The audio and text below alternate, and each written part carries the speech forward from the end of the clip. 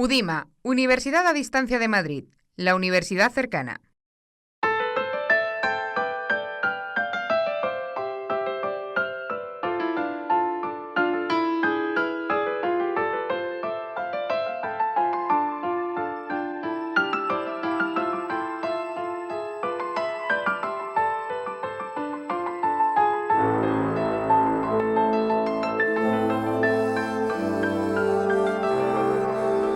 Uno de los asuntos más debatidos en los últimos 3 siglos es el de la escolaridad.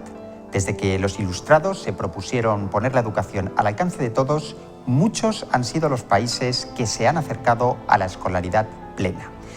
Pero ni siquiera esta aplaca ese estado de insatisfacción que se respira en la sociedad actual. Una sociedad que constantemente recurre a la crítica, el debate o la revisión. El problema es complejo y no parece cercana a una solución de consenso que satisfaga a todos, porque las sociedades cambian, las culturas evolucionan y con ellas los sistemas educativos. Pero ante el cambiante panorama de la educación, tanto presente como futura, cabe preguntarse por el rumbo que tomará la escuela en el siglo XXI. Una escuela esencialmente globalizada, presidida por la celeridad, la interacción, las diferencias culturales y la universalidad del conocimiento.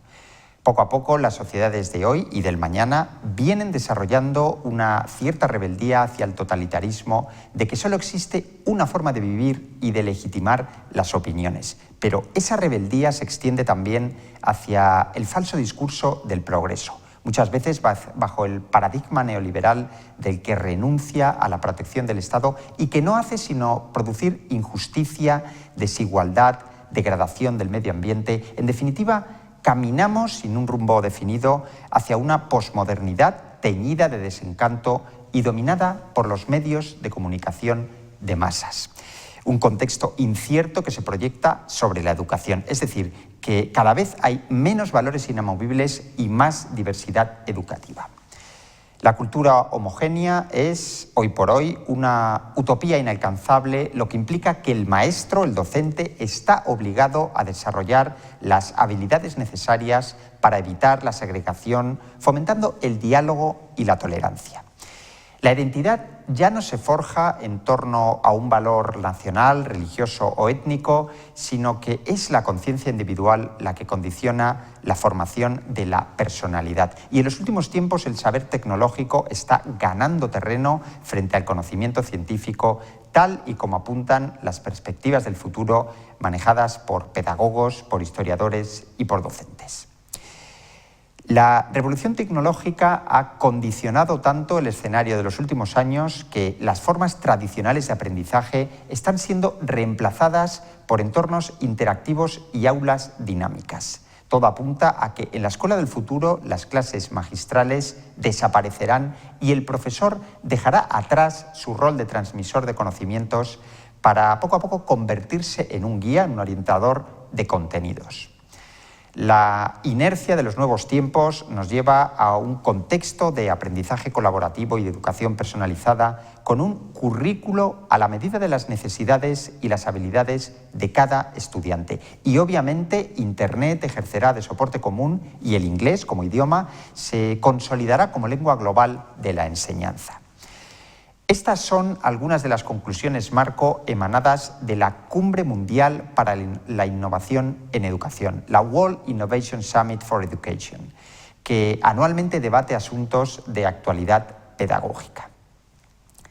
Internet es el futuro, cierto, pero los especialistas recomiendan también la aplicación de filtros con los que seleccionar y depurar las fuentes consultadas.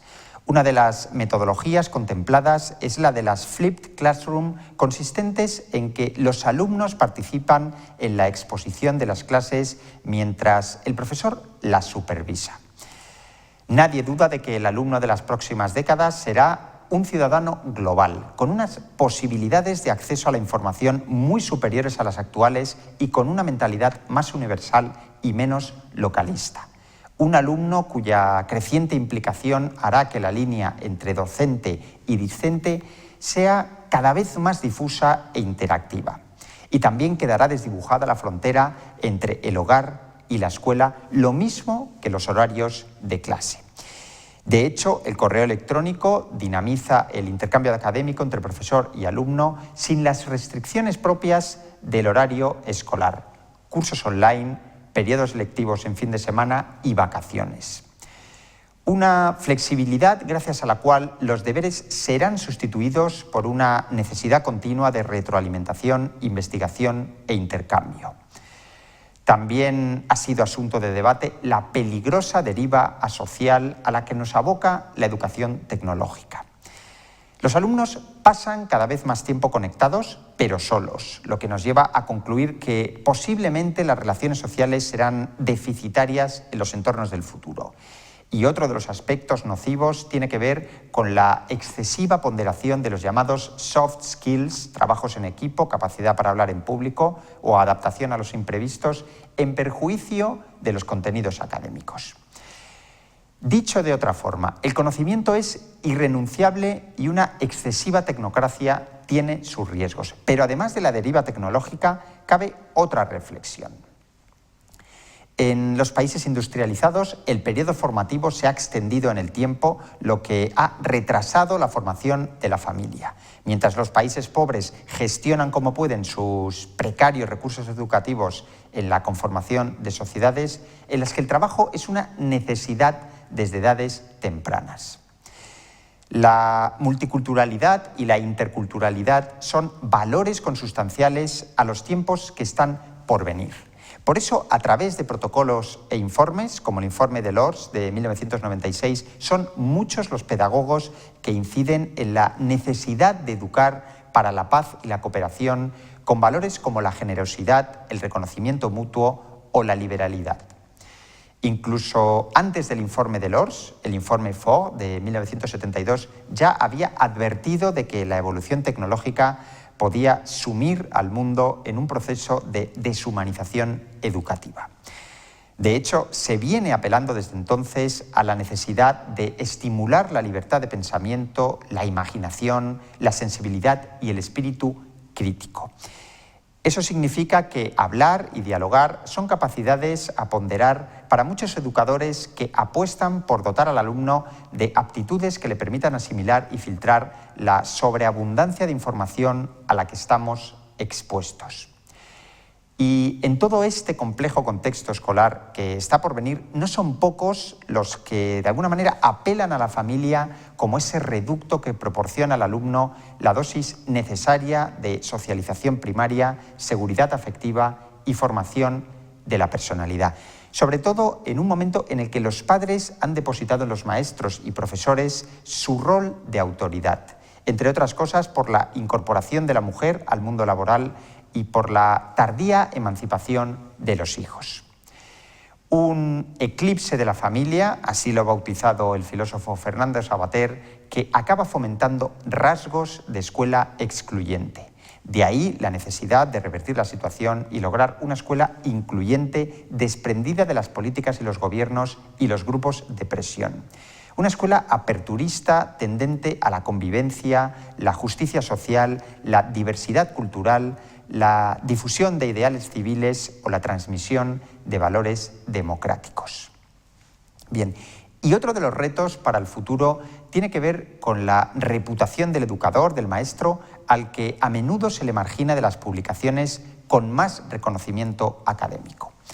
Necesitamos profesores inquietos, integradores, participativos, dispuestos a compartir las innovaciones de sus aulas y dispuestos también a que sus enseñanzas se traduzcan en valores y a que la acción educativa sea concebida con un sentido práctico, ético y sin segregaciones.